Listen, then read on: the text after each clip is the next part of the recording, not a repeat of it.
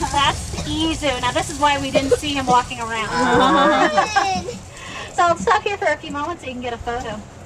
But he's pretty cute. Konnte man oben nicht sehen. So if you get a chance to go to Africa, look it up. See if you can help these folks gather this information up, and you could essentially be helping save lions in Africa. Not so bad, right? Call it get out there to do an actual count.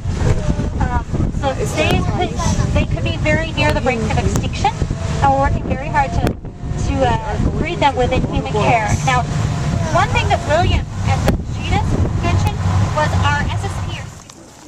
Durchs Gelände.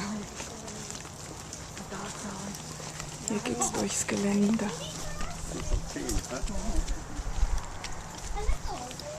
I think they're starting to know our schedule. All right, so you're welcome to come up as far as the logs. And, well, I think this looks like Loretta. She is our dominant female, if this is true. I'll have to see when she moves around. Now, if you see one that tears off a palm frond, comes running down the hill and acts like he's going to slide on it, that's going to be Aaron, her son. There's a little one that's crawling around. Oh, there she is in the tree. That's Callie. Callie is our little stunt devil. She likes to climb, make noise. She's the one that's likely to moon us. She likes to do that. She likes to scream at us too and make noises. So that's her way of talking to us. Oh, looks like she's got a ball. We'll see if she throws that at us. Sometimes she does. Oh, she does. Why not? Okay. She is also the daughter of the one that's sunbathing right there. So that's Loretta. She's the half-sister of our male Aaron. Now, neither of them are old enough to breed, but obviously there's good reason why we'll probably let them separate. This species, bonobos, is actually one where the females are in charge of the group, of the troop. There's always a dominant female. They're matriarchal. And most primates, especially when you get to these great apes, most of them will be male-led and will be very aggressive physically when there's a problem within the troop. There'll be a lot of physical. That's Aaron. He likes to show off a bit. He's a little dramatic. And then there's another one in here. She's a little chubbier and a little fuzzier. Das ist von den and Frauen her name geleitet. is Lenore. So if you see her, that's Lenore. So I don't see her yet, so let me know if you see her. Well, anyways, super cute. Okay, so anyways, they have a very very nice domestic life within their troop for the most part. They solve it in ways that I'll just say are more than PG-13. We'll probably go all the way up to R rating. So that's one reason why it's actually kind of nice that they're not on exhibit. It makes it a little less for parents to explain. But we're one of the few. You could see how smart they are just from how she's looking at us. Like, I know you're here to see me. How old are they when I reach such a maturity? Oh, good question. Uh-oh. She's thinking about it. It's. Oh, that's a good question. I'm trying to remember. I can't remember 100% for sure. But my inclination would be to say around the same time that they find a new troop. So around 13 years old. There it is. So around 13 years or so. She's very talkative, huh?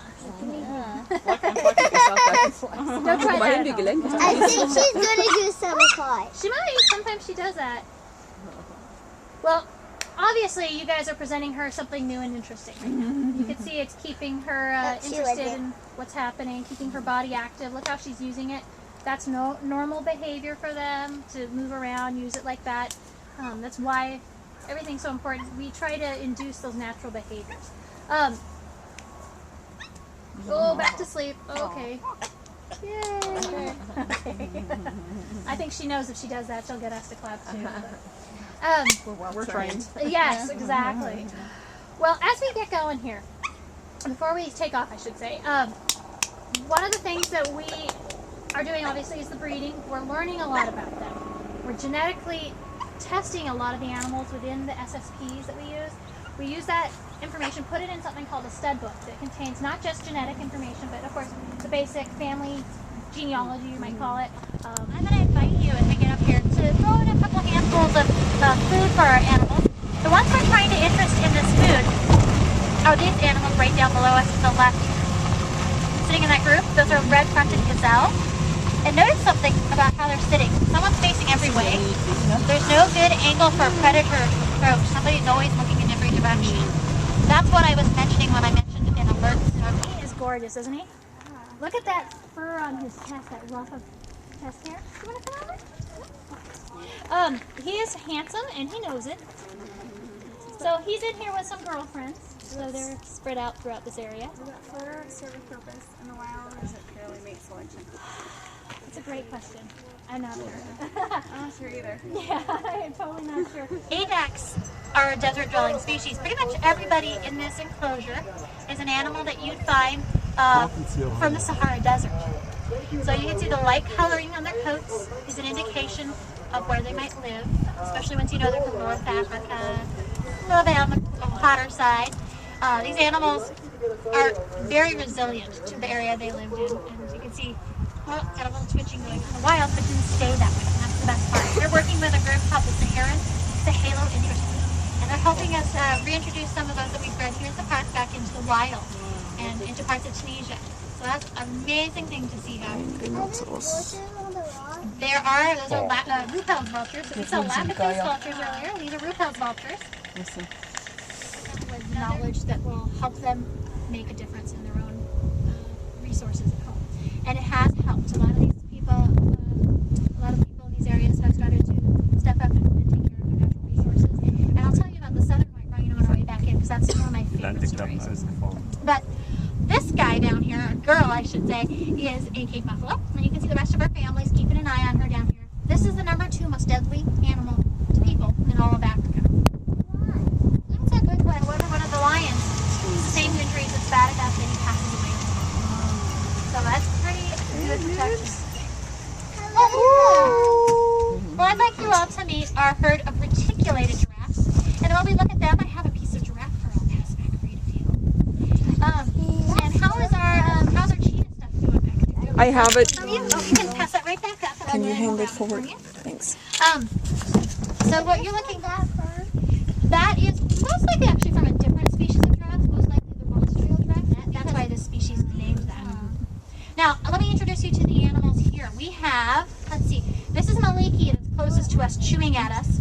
Hi, Maliki. Wow. I think he knows his name. And then beyond him, giving us a side view, that's Pawani. She's our oldest of this species here right now. She was born here at the park.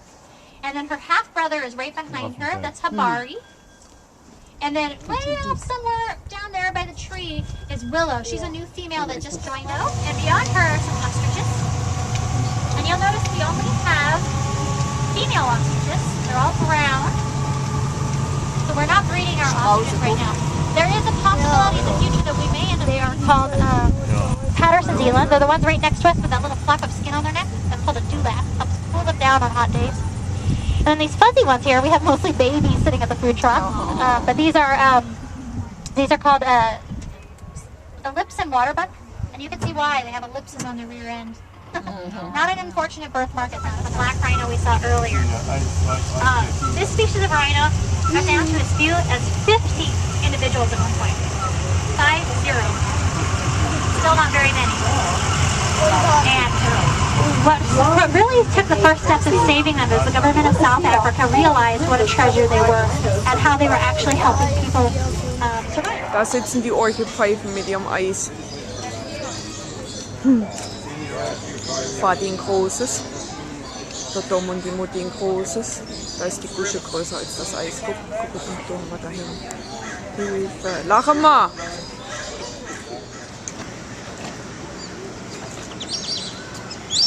Dom ist die Schildkröte. Weiter. Weiter, ganz rein! Ich halte fest. Und da geht die Mutter mitten rein, vorne dran. Das war schon richtig. Nur freilich geht das. Es hat sich wegbewegt jetzt, da ist er. Eine Schildkröte.